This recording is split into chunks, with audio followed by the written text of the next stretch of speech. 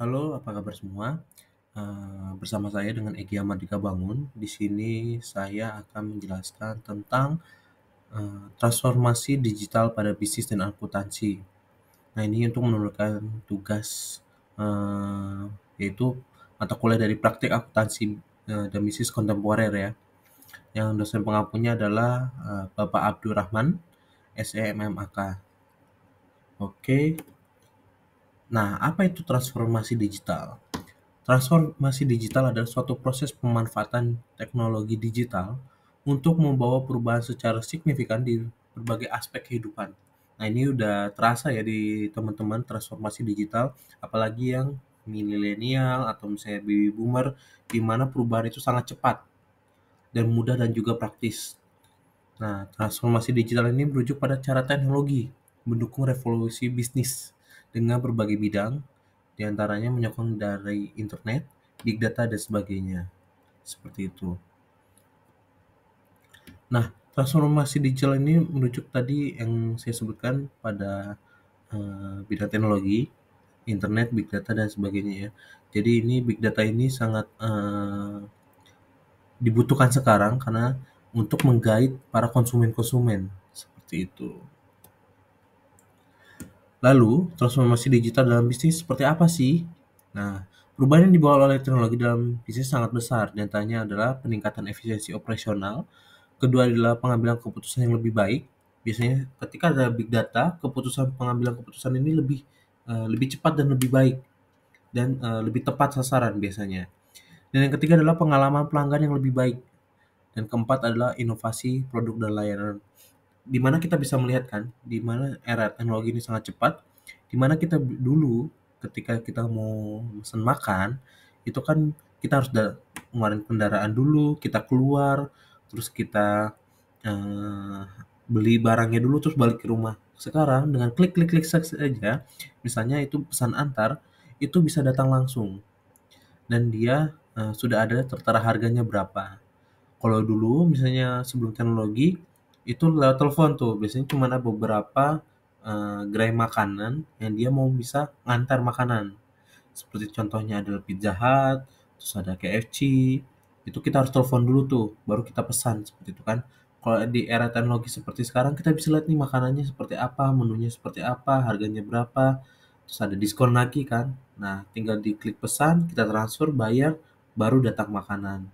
Seperti itu perubahan yang sangat cepat dan efisiensi operasional. Seperti itu. Nah, jenis-jenis transformasi digital dalam bisnis. Nah, transformasi proses bisnis ini adalah penggunaan sistem ERP atau Enterprise Resource Planning. Yang kedua adalah otomatisasi proses bisnis menggunakan RPA atau Robotic Process Automation. Yang ketiga adalah penggunaan analitik untuk memantau kinerja proses secara real time. Nah, ini proses bisnisnya ini secara otomatis dan juga menggunakan robotik ya. Apalagi melihat di pabrik-pabrik itu sudah memakai otomasi robotik ya. Misalnya penggunaan pembuatan handphone atau pembuatan eh, kendaraan-kendaraan itu sudah memakai robotik dan kita bisa melihat nih dalam sehari itu sudah berapa produksi yang dilaksanakan gitu kan, sudah dapat produknya berapa. Contoh yang kedua adalah ketika kita nge-tap, pada saat di tol, itu kan sudah pakai robotik ya. Ketika kita sudah, nge-tap, kita bisa melihat nih, hari ini tuh berapa ribu kendaraan yang lewat, berapa, saldo yang datang, atau yang masuk ketika kita nge-tap, itu bisa dilihat. Nah, transformasi model bisnis yang kedua adalah eee, model bisnisnya berubah. Perubahan dari toko fisik menjadi e-commerce. Nah, ini dulu yang tadi saya sebutkan, dulu ketika kita membutuhkan barang, kita datang ke toko, ke supermarket, habis itu kita lihat nih mau belanja apa-apa, kita beli, kita bayar, baru kita bawa ke rumah. Kalau sekarang, kita tinggal memesan aja dari aplikasi, dari handphone itu, makanya sebutnya smartphone ya. Itu kita bisa lihat e-commerce-nya seperti ada Tokopedia, Shopee, Alfamart juga ada, kita tinggal pesan saja, dia datang ke rumah. Yang kedua adalah perusahaan mengadopsi model layanan seperti berlangganan. Nah, dulu kan ketika kita mau mendengarkan musik nih, Kita harus download dulu, kita simpan dulu nih, eee, memakai flash disk atau nggak memakai hard disk atau simpan di komputer, baru dia tuh kita bisa mendengarkan. Kalau sekarang seperti Spotify, Netflix kan kita bisa nih langsung nih Spotify, kita langganan, jadinya kita berbayar tiap bulan, tapi kita bisa mendengarkan lagu-lagu dan lebih banyak lagu yang kita bisa dengarkan. Kalau dulu kan kita harus dengerin dulu, apalagi nih kita harus download dulu satu-satu. Netflix juga seperti itu, dulu kita memakai fisik ya, kita beli CD, kita beli DVD gitu kan. Nah kita pasang, kalau misalnya apalagi macet gitu kan, itu lebih susah lagi kan. Nah sekarang ada Netflix, tinggal membayar, kita tahu nih film-film yang terbaru seperti apa. Apalagi zaman drakor ya sekarang ya. Terus ada transformasi pengalaman pelanggan. Nah ini menggunakan chatbot untuk layanan pelanggan. Terus yang kedua adalah aplikasi mobile yang mempermudah transaksi yang seperti saya sebutkan tadi. Yang ketiga adalah implementasi CRM atau Customer Relationship Management berbasis cloud. Nah, dulu tuh ketika kita mau menyimpan data atau file itu kan harus bawa flash disk kemana-mana gitu ya. Nah, sekarang kita tinggal simpan aja tuh, misalnya di iCloud, Google Drive. Nah, kita bisa simpan, ada kita berlangganan lagi nih seperti yang tadi kan. Ada yang bisa 15 giga, 30 giga gitu kan. Kita bisa simpan tuh memulai iCloud. Terus yang keempat adalah transformasi pemasaran. Nah, ini penggunaan media sosial seperti TikTok sekarang lagi naik ya. TikTok, Instagram, Facebook juga masih bertahan. Ini kita bisa melakukan pemasaran. Terus yang kedua adalah pemasaran berbasis data. Nah, ini ketiga adalah kampanye iklan yang disesuaikan dengan audiens target. Kita bisa lihat ya di Instagram nih, ketika kita mencari di Instagram seperti beli rumah nih. Nah, iklan-iklan yang akan disampaikan kepada kita melalui AI itu pasti ada selingan-selingan dari rumah-rumahnya, iklan rumah seperti itu. Nah, ini adalah tahapan dari transformasi digital dalam akuntansi ya. Bisnisnya seperti biasa, terus dulu kita harus hadir dan aktif, terus di sini dirumuskan, terus ada strategisnya seperti apa, dan terpusat, habis itu adalah inovasi dan adaptasi. Ini adalah tahapannya dalam transformasi digital. Seperti itu. Nah, transformasi digital dalam akuntansi ini adalah pencatatan transaksi, pelaporan keuangan, dan pengelolaan pajak dari beberapa teknologi ini yang mempengaruhi dunia akuntansi. Di antaranya adalah cloud accounting. Di sini adalah layanan akuntansi berbasis cloud, memungkinkan perusahaan untuk mengakses data keuangan secara real time. Nah, di sini jadi ketika kita update di cloud accounting, itu kita dapat direktur, komisaris, atau misalnya accounting dapat melihat secara langsung real time bagaimana pencatatan keuangan, bagaimana catatan atau pengelolaan pajaknya dan pelaporannya, seperti itu. Terus kedua adalah otomasi dari proses akuntansi. Misalnya ini adalah pengelolaan dari transaksi seperti software atau perangkat lunak pencatatannya itu, terus pembukuannya dan rekonsiliasi lebih cepat. Jadi misalnya dulu kita ingin pencatatannya, kita rekonsiliasi nih sama bank gitu kan, apalagi sekarang sudah ada aplikasinya kan, kita bisa lihat nih benar nggak ditransfer tanggal segini, angkanya segini. Nah, itu kita bisa lihat. Kalau dulu kan kita bisa lihat tuh harus datang ke banknya dulu, kita minta hasil rekeningnya seperti apa, pencatatannya dalam 1 bulan, kita rekon nih, itu kan butuh waktu ya. Kita harus datang lagi di jam kerja gitu kan. Habis itu kita pulang, kita cek lagi. Nah, ini kan sekali melalui otomasi itu kita bisa langsung lihat gitu kan. Yang ketiga adalah blockchain dalam akuntansi. Nah, ini teknologi ini memungkinkan perusahaan untuk melakukan transaksi secara aman dan transparan. Seperti itu. Nah, manfaat transformasi digital dalam akuntansi ini seperti apa sih?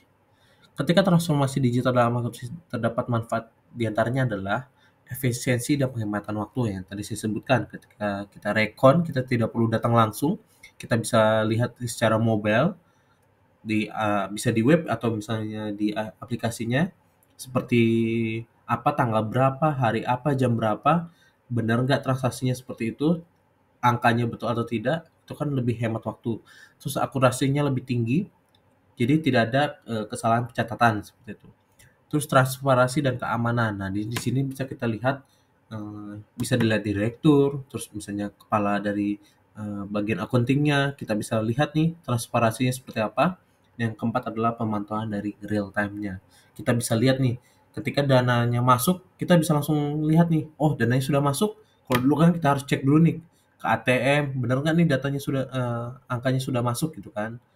Nah, sekarang kan kita lebih real time. Nah, dalam bisnis, contohnya adalah perusahaan-perusahaannya seperti apa sih dalam transformasi digital. Nah, contoh transformasi digital di sini adalah, nah, Telkom ya. Dulu ketika kita mau beli pulsa nih, kita harus datang dulu ke counter-counter yang ada menjual pulsa. Sekarang kita bisa lewat aplikasi ya dari Telkomsel, dan juga kita bisa beli paket. Dulu kita bisanya beli pulsa, sekarang beli paket lebih seringnya. Yang kedua adalah Tokopedia. Nah, ini kita bisa lihat nih karya anak bangsa ya. Dan sekarang sudah bekerja sama dengan Gojek, Goto ya. Kita bisa lihat bahwa ketika kita dulu ingin mau berbelanja e-commerce nih, kita harus datang dulu nih. Sekarang kita bisa tinggal pesan di aplikasi, datanglah. Bisa lebih cepat sampai dan lebih hemat waktu ya. Terus ketiga adalah, nah ini yang saya pakai nih ketika COVID. Halodoc. Ketika saya sakit, saya bisa konsultasi, tidak perlu datang langsung ke dokternya, tidak perlu tatap muka, dan juga bisa diresepkan obat dan langsung datang ke kita. Yang keempat, nah ini banyak yang mungkin belum tahu, Christian Software. Christian ini adalah aplikasi atau ada perusahaan yang eh, memprodukkan bahwa dalam pencatatan keuangan dan juga pelaporan perpajakan. Ini bisa dilihat ya di Christian Software ini, bagaimana pencatatan keuangannya, pembukuannya, terus juga pelaporan perpajakannya. Nah, ini bisa secara online seperti itu. Dia membantu untuk pencatatan keuangan. Di mana ada perubahan, pasti ada tantangan. Nah, tantangan dari transformasi digital adalah, pertama adalah keamanan data dan privasi. Kita bisa lihat kasus kemarin itu PDN, di mana data-data se-Indonesia itu bisa dibobol oleh hacker. Nah, ini tantangan yang harus dihadapi. Terus juga data-data dari Tokopedia kemarin bobol, dari mana konsumen itu datanya bisa dari nomor HP, nama, NIK, itu kebobolan. Itu makanya di mana keamanan dan privasi itu sangat penting ya. Dan pengembangan tenaga kerja. Nah, ini di mana ketika ada teknologi, kita harus SDM-nya juga harus update terbaru. Tapi ketika ada pengembangan teknologi, tenaga kerjanya juga dikurangi. Seperti tadi robotik ya, ketika dilakukan dalam 5 orang kerja, robotik satu saja, 5 orang langsung menghilang gitu kan, harus dikurangi tenaga kerjanya. Ini harus dihadapi. Nah, biaya dan investasi awal. Di mana teknologi pasti ada biaya yang harus dikeluarkan, dan itu biasanya lumayan cukup tinggi ya. Nah, makanya di sini harus kita menggelontorkan investasi awal yang sangat tinggi untuk mendapatkan perangkat lunak atau softwarenya seperti itu. Terus keempat adalah perubahan budaya organisasi, di mana perubahan budaya organisasi ini harus beradaptasi dengan cepat dengan teknologi yang baru. Kita harus mempelajarinya dan terus-menerus harus update seperti itu. Kesimpulannya adalah eh, dari transformasi digital ini, kita sebagai user harus terus-menerus adaptif terhadap perubahan teknologi. Kita harus terus belajar bagaimana perubahan itu. Yang kedua adalah kita harus berinvestasi dalam teknologi yang tepat dan membangun infrastruktur digital dengan baik dan benar. Yang ketiga adalah pelatihan terhadap tenaga kerja atau karyawan. Nah, di sini karyawan-karyawan atau tenaga kerja ini harus selalu update bagaimana perkembangan teknologi, bagaimana aplikasi yang baru, dan juga bagaimana peraturan yang terbaru ya. Yang keempat adalah kolaborasi dengan penyedia teknologi atau konsultan yang berpengalaman dalam transformasi digital. Yang kelima itu memperhatikan nih keamanan dan data perusahaan untuk memitigasi risiko dan kebocoran data untuk mendapatkan kepercayaan klien. Seperti itu. Sekian dari saya. Mohon maaf bila ada salah kata. Bila ada salah kata, terima kasih atas perhatiannya. Wassalamualaikum warahmatullahi wabarakatuh.